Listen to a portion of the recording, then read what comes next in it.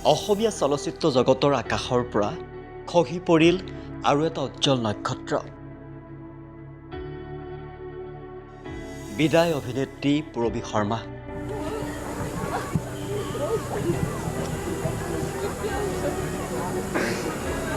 অসমীয়া চলচ্চিত্ৰ জগতৰ আকাশৰ পৰা খহি পৰিল আৰু এটা উজ্জ্বল নক্ষত্ৰ। অসমীয়া সংস্কৃতিৰ চিৰসেউজ বলিষ্ঠ অভিনেত্ৰী পূৰবী শৰ্মাৰ নাই। মহানগৰীৰ এখন ব্যক্তিগত চিকিৎসালয়ত চিকিৎসাধীন অৱস্থাতেই শেষ নিশ্বাস ত্যাগ কৰে বিশিষ্ট অভিনেত্ৰীগৰাকীয়ে। ৰাইজৰ সাংস্কৃতিক জগত উকা কৰি শোকসাগৰত ডুবাই অজান মুলুকলৈ গুচি গ'ল আপোন শিল্পীগৰাকী। আজলি নবৌ ছবিৰ জৰিয়তে চিনেমা জগতত প্ৰৱেশ কৰিছিল অভিনেত্ৰী পূৰবী শৰ্মাই। ৮০ আৰু ৯০ দশকত নিজৰ অনবদ্য অভিনয় আৰু সাৱলীল ব্যক্তিত্বৰে দৰ্শকক সন্মোহিত কৰি ৰখা পূৰবী শৰ্মাৰ ছবি জগতত প্ৰৱেশ ঘটিছিল অসমীয়া চিনেমা জগতৰ মাইলৰ খুঁটিস্বৰূপ ছবি আজলি নবৌৰ জৰিয়তে। প্ৰথমখন ছবিৰ পৰাই তেওঁ দৰ্শকৰ হৃদয়ত এক স্থায়ী আসন লাভ কৰিবলৈ সক্ষম হৈছিল। এইখনৰ পিছত সিখন ছুপাৰ হিট ছবিৰে তেওঁ চহকী কৰিছিল অসমীয়া চলচ্চিত্ৰৰ ভঁৰাল। নায়ক, বিধাতা, কন্যাদান, বাৰুদ, ৰিঙা ৰিঙা মন, লক্ষ্মী, পিতা পুত্ৰৰ দৰে জনপ্ৰিয় ছবিত তেওঁৰ অভিনয়ে আজিও প্ৰতিজন চিনেমা প্ৰেমীৰ মন সজল কৰি তোলে।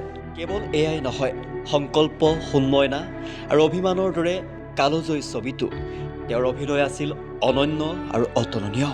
বলিষ্ঠ অভিনেত্ৰীগৰাকীক হেৰুৱাই আজি শোকস্তব্ধ হৈ পৰিছে ৰাজ্যবাসী। বেছি দুখ লাগে, ইমান কম বয়সত পূৰবী শৰ্মা আমাৰ মাজৰ পৰা আঁতৰি যাব বুলি আমি কোনো কল্পনাই কৰিব নোৱাৰোঁ, সপোনতো ভাবিব নোৱাৰোঁ। আৰু বেবীতো সৰু ছোৱালীৰ নিচিনা না, ফূৰ্তি কৰি থাকে, ধেমালি কৰি থাকে, হাঁহি থাকে। গতিকে সেইকাৰণে বৰ বেছি দুখ লাগিছে। তেওঁৰ নিচিনা গ্লেমাৰাছ, চিৰিয়াছ অথচ চিৰিয়াছ হিৰ'ইন নায়িকা অসমীয়া চিনেমাত খুব কম, আৰু এইটো অদ্বিতীয়। এইটো আমাৰ কাৰণে খুব ডাঙৰ ক্ষতি। কিমান ডাঙৰ ক্ষতি মই এইটো শব্দৰে বুজাব নোৱাৰোঁ। অসমীয়া চিনেমাত যিসকল মানুহে আজি কণ্ট্ৰিবিউশ্যন কৰি গ'ল, যিসকল পুৰোধা ব্যক্তি, তেওঁৰ মাজত তেওঁৰ অন্যতম।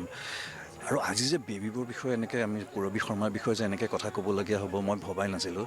শেষৰবাৰ মই আজি ৩ দিনৰ আগত যিহেতু ছবি এখনো চলি আছে ককা দেউতা নাতিৰ হাতী, সেই সম্পৰ্কে বেবীবাৰ ফোনাফোনি হৈ থাকে। আৰু আজি 2 দিনৰ আগত তেওঁৰ লগত মই ফোনত কথা পাতিছোঁ। আৰু সেই বেবীবা যে আজি এনেকৈ শুই থাকিব মইতো ভাবাই নাই। আৰু মই ভাবোঁ যে তাক কৰিবলগীয়া বহুত আছিল, অসমীয়া ছবিৰ কাৰণে দিবলগীয়া বহুত আছিল। মই নিজেও তেওঁৰ অভিনয় এগৰাকী মই অনুৰাগী বুলিয়ে ক'লে ভুল কোৱা নহ'ব।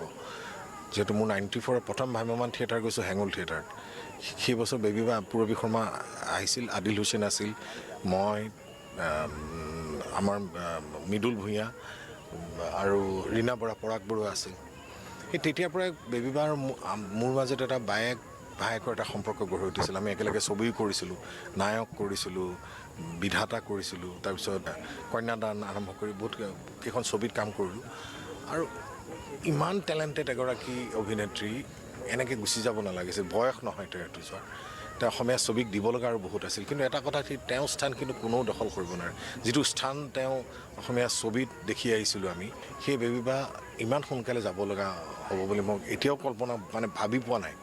তেওঁ আত্মাই চিৰশান্তি লাভ কৰক, তাকে কামনা কৰিছোঁ। আৰু তেওঁ অবিহনে তপন দা আৰু ছোৱালীজনীক যাতে শক্তি দিয়ে, আগুৱাই যাব পাৰে, তাকে ভগৱানৰ ওচৰত প্ৰাৰ্থনা কৰিছোঁ। বিদায় বিশিষ্ট অভিনেত্ৰী পূৰবী শৰ্মা। এই শূন্যতা কেতিয়াও পূৰণ নহ'ব। এক দীঘলীয়া সোণালী যুগৰ যেন অন্ত পৰিল। ৰূপালী পৰ্দাৰ সেই মৰমীয়াল হাঁহিটি এতিয়া যেন কেৱল স্মৃতি। বিশিষ্ট অভিনেত্ৰী পূৰবী শৰ্মালৈ টাইম 8ৰ তৰফৰ পৰা জনাইছোঁ গভীৰ শ্ৰদ্ধাঞ্জলি।